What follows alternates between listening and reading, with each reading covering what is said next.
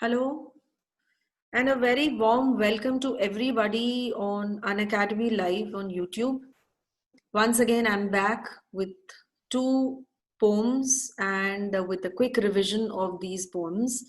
And I'm sure this session is going to help you.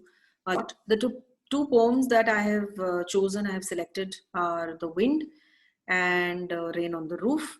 So let us move ahead. So what are we going to study today? We are going to study about the poems Wind and Rain on the Roof. I will be giving you a thorough explanation, and we will be having around 10 multiple choice questions of the topics for a better understanding. So let's move ahead. Let me introduce myself. Please follow me. I'm Paramita Chattaraj, and please follow me on www.unacademy.com. I am a qualified English teacher for over 15 years. And apart from attending various workshops under MISA and under good brands and working with good schools, I am also certified as a British Council activity coordinator. The passion in which lies within me is, how to make my students skillful in English rather than just sticking to their curriculum and their syllabus. So join me on unacademy.com, join the plus classes and get my mentorship, get my guidance, and follow me on www.unacademy.com. Before we begin with the poems, I'll just take you across how to subscribe for your plus classes. So you can see these are some of the advantages that you will have if you go for the K-12 Unacademy Plus subscription. You will have live classes for all the subjects. If you join a batch course or any course, you will have access to multiple classes, right? You will have weekly quizzes, doubt solving sessions with the teachers, then you have practice questions, you have your test series, and you can learn and attend as many as live classes from the comfort of your home. The teachers are going to cover the syllabus. We have top educators on the batch as well as other plus courses. We have test series, then we also designed quizzes for you. Weekly quizzes are there, mega quizzes are there. Study materials, notes are all provided by the tutors, by the teachers and the educators. Doubt clearing sessions and the educators also make you write the answers of the questions and the chapters that are taught so that you revise very thoroughly. Now, how will you go for this plus subscription? When you subscribe this, please use my code PC29 for 10% discount. Now, how will you go for it?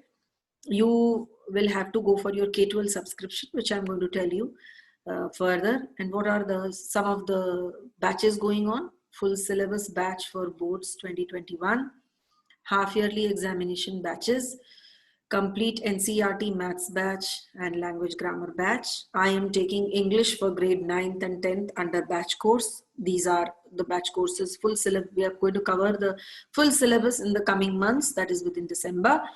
The upcoming batches are full syllabus batch for boards. And then we have half yearly examination, crash courses or full courses, NCERT science and social science, as well as previous year question batch. Now we have test series also. Some of the educators also come up with different test series. You can attend them also, as well as, that actually is going to help you for very good revision. So when you subscribe for your plus classes, please use PC29 and get 10% discount. So this is what is the plan all about.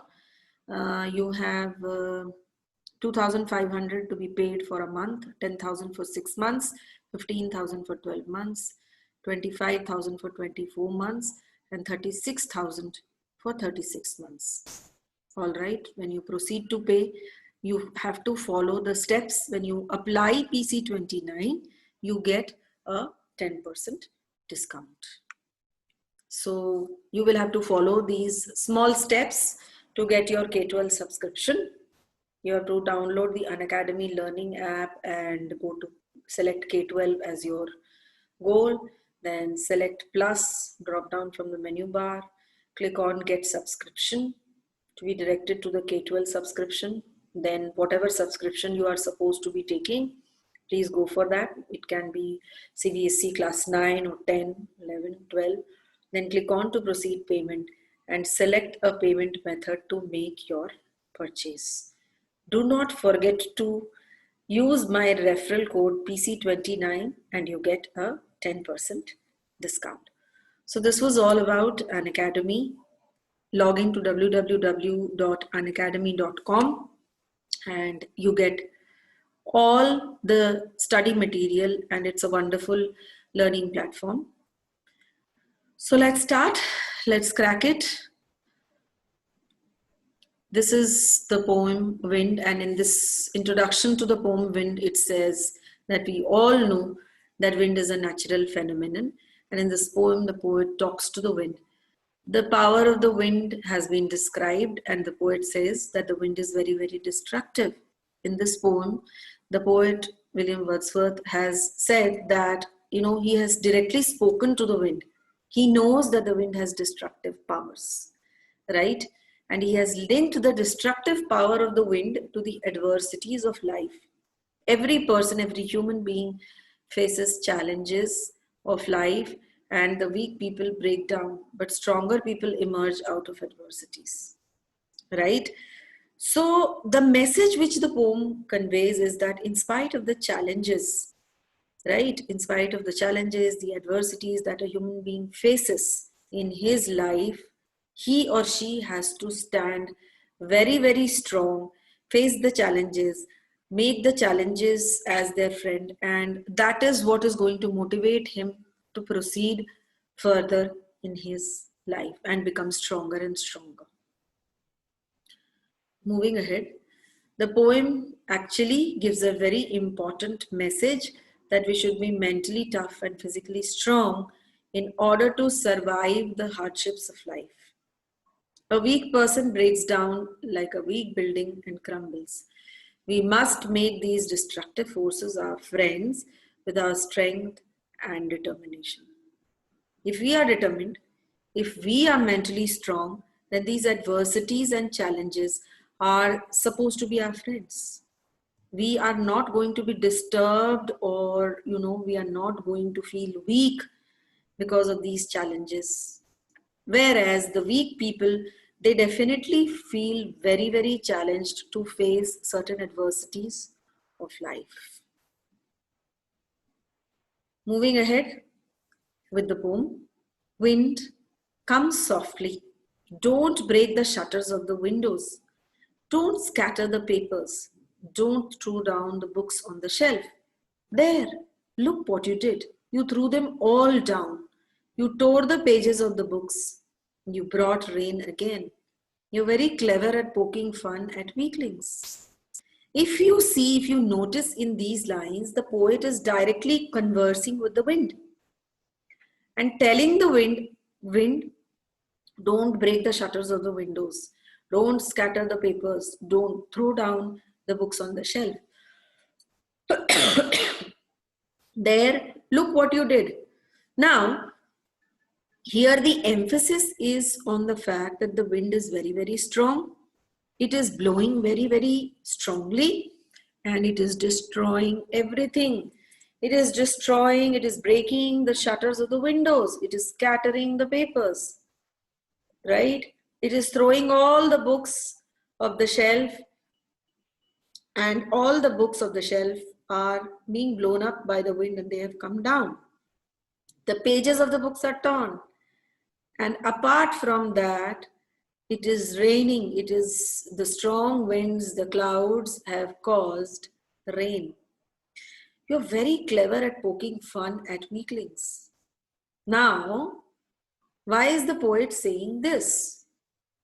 The poet is saying this because the shutters of the window, the paper, the book, the shelf, they are all very, very weak. They're quite weak enough to face the strong wind. And that's the reason the wind is actually, throwing these tantrums and these destruction are being caused by the wind. So he is talking to the wind and he asks the wind to come softly. So he is saying that the wind should not be very strong or loud. It should be very soft and subtle. And he says that the wind is very powerful, it is destructive. It breaks the shutters of the windows and scatters the papers. When the wind is very powerful, all the books which are kept on the shelf, they fall down. So here the poet is describing the power of the wind, and he says the wind to look at the destruction that it had done. As I have already said, it has scattered the papers. It has broken the shutter of the window. The papers are torn. The books have fallen down off the shelf. So this is the kind of destruction which the wind has brought, and the poet is addressing the wind and saying that, see what destruction you have done.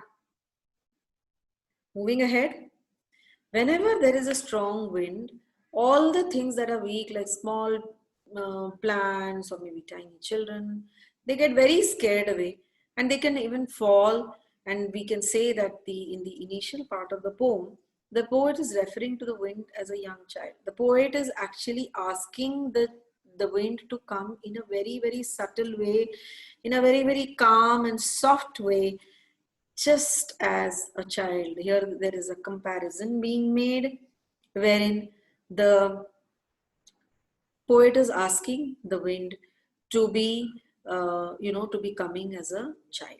He's saying that it should come softly, just like a small child does. And in the later part, we come to know that that the wind is destructive, just like a youth. Just like a young boy or a young girl who's full of energy, violence, and destruction. All right. Okay. So initially, the poet wants the wind to come in a very subtle way, and later on, the wind is actually destructive. It is coming like a youth, just like a young boy. There are two different comparisons being made by the poet in terms of comparing the wind to the young boy or to the child. The second stanza, it says, frail crumbling houses, crumbling doors, crumbling rafters, crumbling wood, crumbling bodies, crumbling life, crumbling hearts, the wind God winnows and crushes them all. If you see here, the word crumbling has been repetitively used. Crumbling rafters, crumbling wood, crumbling bodies, crumbling lives, to emphasize on the destructive power of the wind. The wind god winnows and crushes them all. Winnowing is separating. Now here, if you see the picture on the slide, the wind is blowing very, very strongly, and it is actually causing a lot of destruction. It is destroying the doors, the houses, rafters, bodies, lives, everything. And the word crumbling has been repetitively used to show the kind of destruction which the wind does.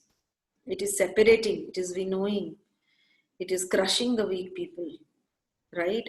But it is not able to face the strong people, right?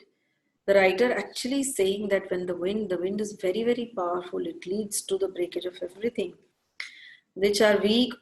Here they are weak, which are weak fall doors, they fall. The beams on which the roof of the buildings are supported, they also fall. The wooden structures fall. All bodies of people fall. Animals, lives, hearts, etc.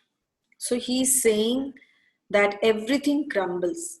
Everything that is weak reacts by falling down and breaking in the face of adversity. So the poet is saying that whenever a weak person faces any adversity, he crushes, right? He breaks down and falls. On the other hand, whenever a strong person faces such adversities, he stands very, very strongly in front of those challenges for, for his, he has the capacity of facing those adversities and those challenges, right? The poet in these stanzas is, addressing the wind as God, right?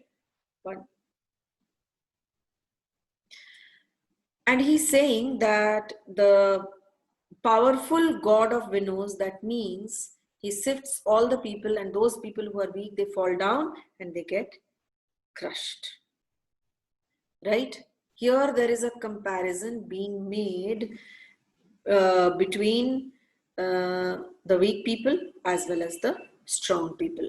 The wind god actually winnows or separates or sifts. He segregates the weak people as well as he segregates the strong people. The strong people, they are able to face the challenges, able to face the strong wind, whereas the weak people, they fall down, they crush. The act of winnowing has been a very good comparison which has been made by the poet over here, that as we separate the grain from the chaff, the wind god also separates the strong people from the weak people, right? When there is a strong wind, all the things that are weak, they fall and they get crushed. But the strong things, they stand still. Moving ahead, the poem says, he won't do what you tell him. So come, let's build strong homes. Let's joint the doors firmly. Practice to firm the body. Make the heart steadfast. Do this, and the wind will be friends with us. He won't do what you tell him. Is the wind going to listen to what you do, just what you instruct? So come, let's build strong homes, which means the poet is actually asking the people to get ready to build strong homes. Let's join the doors firmly, practice to form the body, make the heart steadfast. Do this, and the winds will be friends with us. Here goes the explanation. The poet wants us to make friends with the wind, that is the adversities of our life. The challenges that we face in our life is that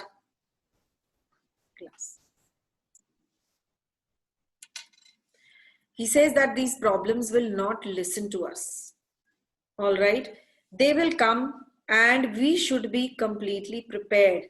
In preparation, we should build strong homes and close the doors of our house firmly so that the wind is not able to destroy us. The wind cannot get into our houses. And then he says that we should make our bodies as well as our minds very, very strong. And once we are strong enough to face these challenges, the challenges are now going to be just like our friends. We will not feel that these challenges are problems or adversities of life. On the other hand, if we are strong and courageous enough to face these challenges and adversities, they will definitely turn out to be our friends.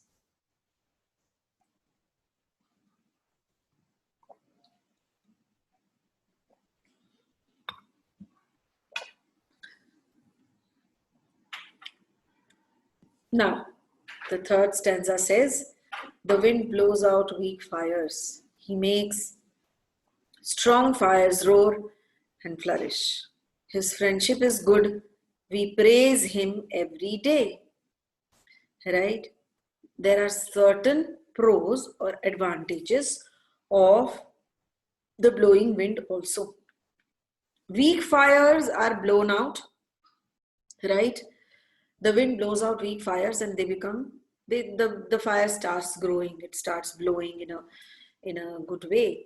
The strong fires roar and flourish. The strong fires are those when they are blown by the wind, they become very, very stronger. They become higher, they start roaring, and they are effective. So if we are friends with the wind, the friendship is actually going to be advantageous, and we praise him every day. So the poet has kept the wind on a pedestal, and he's comparing the wind to God, and says that wind is equivalent to God, and we praise him every day, just as we praise and we pray and thank God. He adds that everything that is weak gets finished off in the face of the strong wind. Now, the things which are actually weak and which are not able to face the wind, they are all crushed. Why? Because the wind is so strong that it blows away everything. And the things which are strong, they flourish, they grow, and become stronger and stronger. This is how the human life is also compared. If we are mentally strong, physically strong, then the challenges and the adversities that come to our life are supposed to be faced very bravely by us. The important message given by the poet here is that we should not feel bad that we are facing so many challenges, so many adversities in life. So what? End of the day, these challenges and adversities are going to make you all the more strong. So, what are we supposed to be doing? We should be making ourselves physically and mentally so strong so that we can face these challenges. Once we are strong enough, we will overcome the challenges and we will become friends with them. And then we will be happy that we had these challenges in our life. Why? Why are we going to be happy? Because end of the day, we will feel that these challenges have helped us to become stronger, better, courageous, and brave. This is the message which the wind gives us. All right. So there are certain MCQs that I have put in this slide. So let us just start attempting them.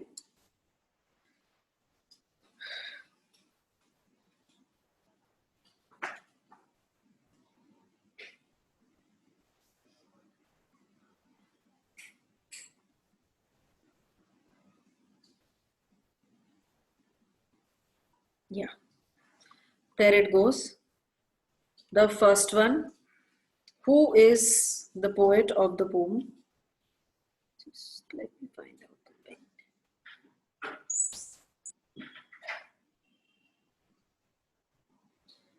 Yeah, here it goes. Who is the poet of the poem? Now, the correct answer here would be William Wordsworth. This is the correct answer. Now, these are the kind of questions which usually is being asked. Either it is reference to context with a few lines of the poem, and then questions, 1 mark or 2 mark question based on the poem is going to be asked. Either this or the multiple choice questions, which I'm sure every school is doing these days, as you all are having virtual classes. The second question on your screen is, who broke the doors of the window? If you go through the options, the option is children, a boy, a naughty boy, or the wind. So needless to say that the option here would be this. Next question. Name the things the wind had done. Brought rain, turned the pages, broke the doors of the window, or all. Think about the answer and choose the correct option. Read the question carefully check all the options, and then tick the correct answer. All right. Moving on to the next question. What is winnowing called? This word is occurred, has been, it's occurred in the poem, right? So what is winnowing called? It's the cleaning process or the sorting process or the barsana or none. What it is? Question number 4. Right? Question number 4, what is winnowing called?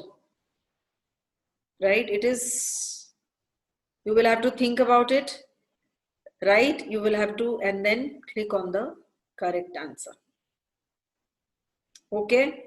It can be sorting, it can be cleaning, or anything. Anything in the sense, if you have understood the poem and then you know that what is going to be the correct option, you will have to tick on the correct option. Read the question and then tick. And tick on the correct option. All right.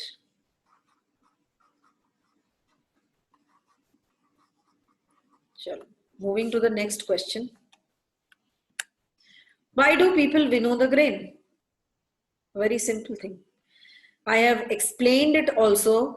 I mean, during the explanation, why do people winnow the grain? To clean the dust, to remove straws, to take out chaff, or all? What is the correct option which you think? Right? Tick on the, why do people winnow the grain? Think about the correct answer and then go ahead and tick it, right? You never know, such MCQs might come in your progression test also. Moving ahead, the 6th question. Who are affected by the wind? A very, very crucial question. The weak people, the strong people, only people, or things? What do you think? Are the strong people being affected? I don't think so. Only people or things being affected? No. It's the weak people who are mostly affected by the wind. All right. Moving on. Whom does wind god like? Whom does wind god like? Weak people? Who talks to it? Strong people? Or none? Right? Whom does he like to fiddle with? It is quite similar to the previous question. Think about the correct answer and then tick it. Okay? Going ahead, next question. What does the word prosper mean in the poem? Keep going, flourish, keep moving, proper. The answer here is quite obvious. Prospering means to grow, to progress. So whatever is the correct option, tick on it, right? And then go ahead. The next question here is, who's blown by the wind? Blown, not destroyed. Previously, there was another question. This is another question. Who's blown by the wind? The weak fire, strong fire, papers, all. If you remember the explanation of the poem, then think about the correct answer and then move ahead. All right. Who is blown out by the wind? Next, what is the moral of the poem? Which is very, very important. This is a very, very important question, which can come to you as a theoretical question as well. Be firm and strong and never be defeated by any obstacle. Pray to the wind. Don't be weak. Request the wind. The strongest message which has been given by the poem is what? Be firm and strong and never be defeated by any obstacle. So this was a quick revision of the poem Wind. Now we just move ahead to the summary of Rain on the Roof. Since I had already told that I'm going to take up two poems, that's the first one is The Wind, and the second one would be Rain on the Roof, which is equally beautiful, right? And everybody can make out that this poem is written by the poet, wherein he talks about his childhood memory, and it is talking about the rain. The poet is actually telling us about the memories that he has of the rain while he was a child. These are very much correlated to his mother also. The sound of the raindrops falling on the roof of his house brings back sweet memories. He is just lying down in the bed of his house, and the falling of the rain brings back a lot of memories.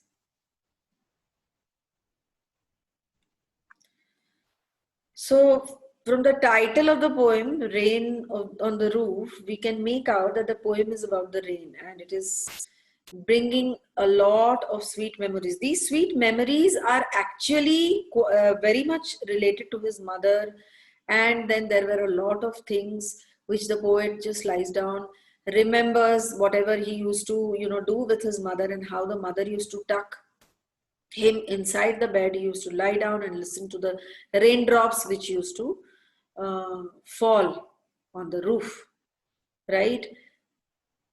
There is a nostalgic feeling which has been created in the poet's mind, and that's the reason this poem is actually representing, it is talking about the rain, and it is representing also about the kind of feeling and the memory which takes the poet down the memory lane, and he starts recollecting, starts feeling nostalgic about this particular time when the rain is also falling. Okay. What are the literary devices? Some of the literary devices being used in this poem. They are, let's see, alliteration, as we know, the repetition of a consonant sound in the two or more consecutive words, right? We will see the example, humid hover. H sound is being repeated. That's the reason it is said that humid hover, H sound is repeating, right? So H and H, that is identifying alliteration. Starry spheres, again the word S, the alphabet S has been repeated. So starry spheres is an alliteration. Press pillow and lie listening. The word P and L, the alphabets P and L have been repeated, hence it's an example of alliteration which has been used in the poem. Second is onomatopoeia, which is the sound word, as we all know, the use of sound words to create a dramatic effect or auditory imagery, right? Click, click, snap, snap, pitter, patter. These are some of the examples of onomatopoeia or the sound words which are being used. Then patter is the sound word. Patter is identifying what? The falling of the raindrops. It is the sound which is made by the raindrops falling on the rooftop. So onomatopoeia has been used.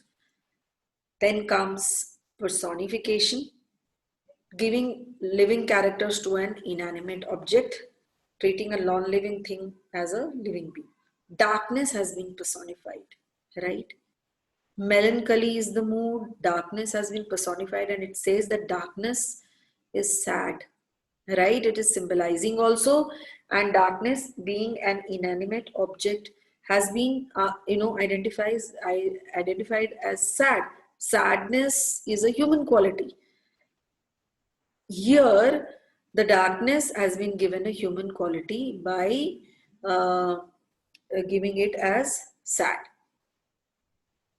Transferred epithet, which is a use of an adjective with a noun when it refers to another noun. Understand this very, very carefully, that in melancholy darkness, the darkness is not melancholy, right? It is actually referring to the sad people. Any which way, too much of rain actually creates a lot of gloomy environment. So in that case here, the transferred epithet has been used to symbolize the mood of the sad people due to excessive rain, right? sometimes it is also been symbolized that the poet is also very, very sad, right? So in totality, the environment and the sadness of the poet has been indicated with the use of transferred epithet. Now there are some of the multiple choice questions for your quick revision, which you can just go ahead if you watch this video. Please like and subscribe my channel also. Follow me on www.unacademy.com and you will get all notifications of my video. Let's move ahead with this revision.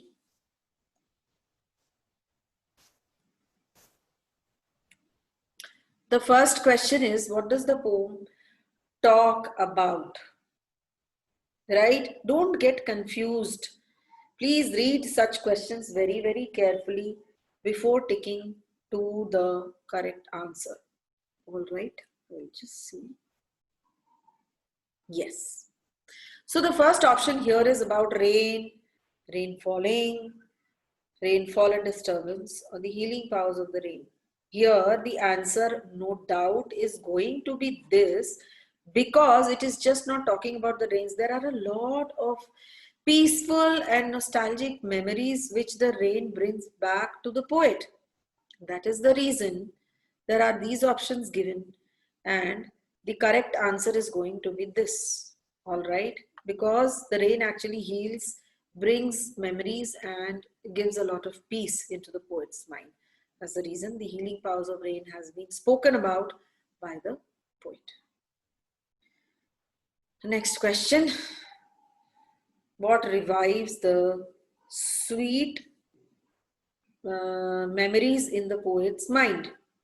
It's the busy schedule, the daily routine, the raindrops falling on the roof, or none? Read the question once again. What revives the sweet memories? As I've already told, this poem is all about the poet, talking about the sweet memories which is created in his mind due to the falling of the rain. All right. So in that case, if you see the four options: busy schedule, daily routine, raindrops falling on the roof, or none, think about the correct answer. Tick it, post it in the comment box, and then move ahead. Next question. Which literary device has been used in this poem? Alliteration and personification, metaphorical, anaphora, or none? We do not see the use of anaphora much in this poem. But if I had just taken up the literary devices wherein we see that there is a repeated use of alliteration, personification, etc. In this poem, so the correct answer will be alliteration and personification. I had already discussed it in the previous slides. All right, so be very careful while you are reading a poem, and please determine what kind of literary devices has been used and what is the impact, or why the poet has used such literary devices in a poem. It is very, very important for a poet to use such literary devices. It creates a very good impact on the reader's mind also, as well as on the poet's mind also. Next question on your screen. Which memories of the poet are revived with the pitter-patter sound of rainfall? Pitter-patter is an onomatopoeia, as I had already discussed with all of you. Then the options are college days, young age, office days, childhood memories. What could be the probable answer? Which memories of the poet are revived with the pitter-patter sound of the rainfall? I have already told you in my explanation that there are certain memories which are associated with the falling of the rain. Okay? All right? They are revived with the pitter-patter sound of the rainfall. So college days, young age, office days, or childhood memories. Tick the correct answer, post it in the comment box, and then we will move ahead. Next slide. What does starry spheres mean? All right. Places where stars are born, or sky filled with stars, or star groups in the sky, or all of them? This is a little tricky question.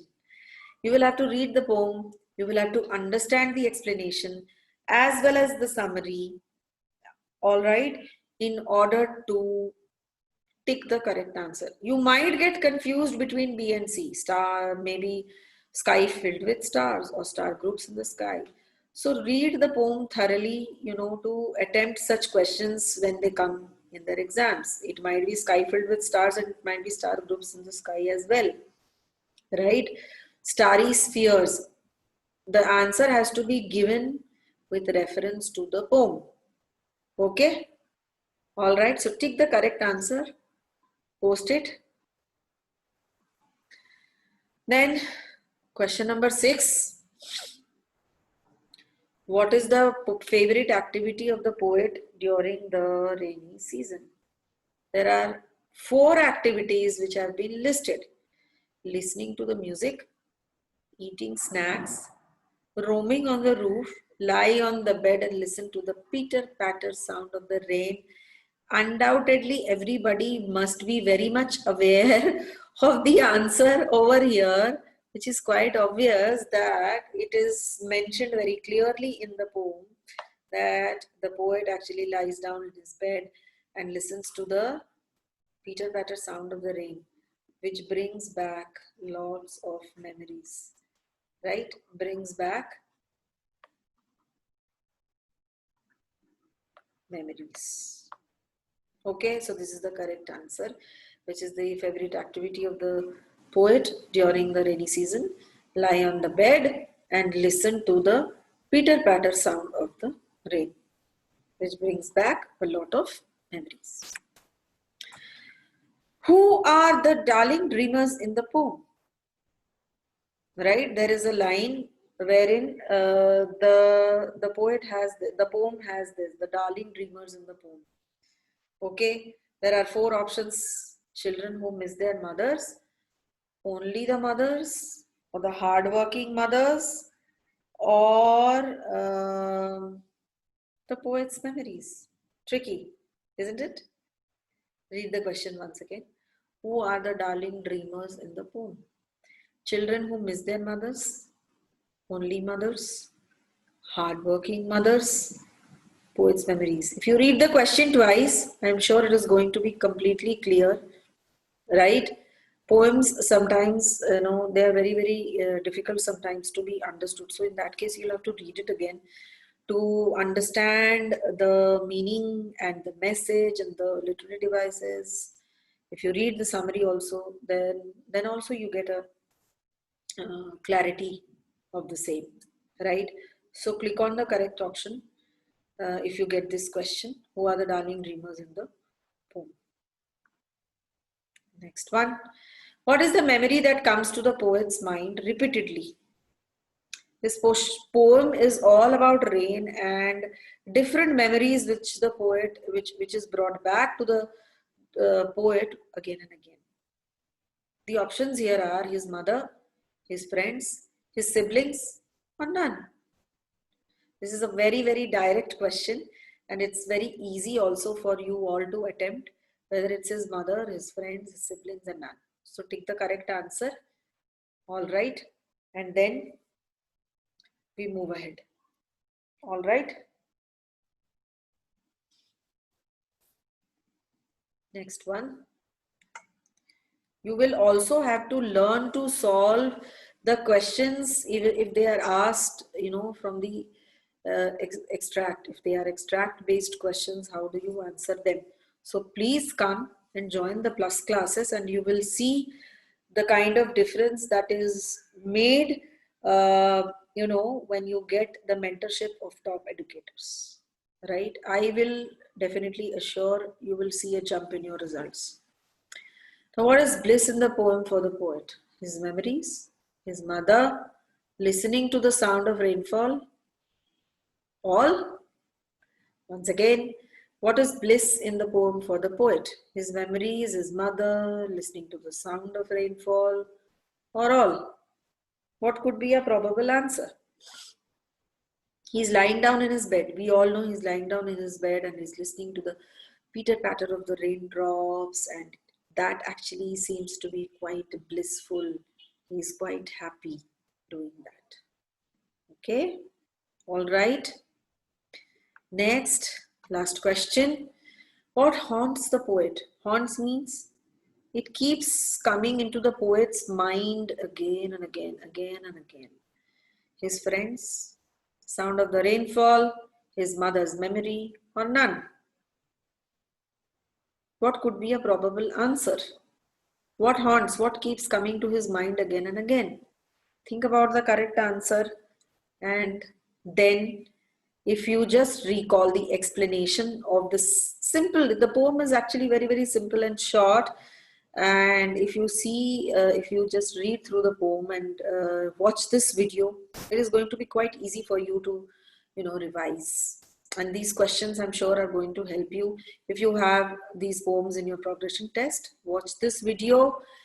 Subscribe, come to www.unacademy.com, subscribe the plus classes, use PC29 and get plenty and plenty and plenty of revision courses, live courses over there. So click on to the correct answer and post it in the comment box. I hope this session was quite helpful to you. Okay. All right.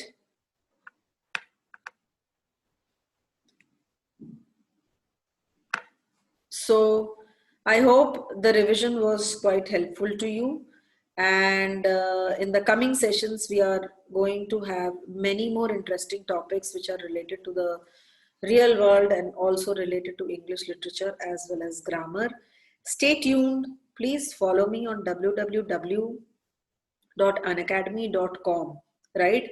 Once you start following me, you will start getting all the notifications, and above all, please join the plus classes on Unacademy platform to get a wonderful experience, as Unacademy is India's best live learning platform with top educators who are going to provide you with very valuable mentorship and guidance with live classes, quizzes, notes, doubt clearing sessions, etc.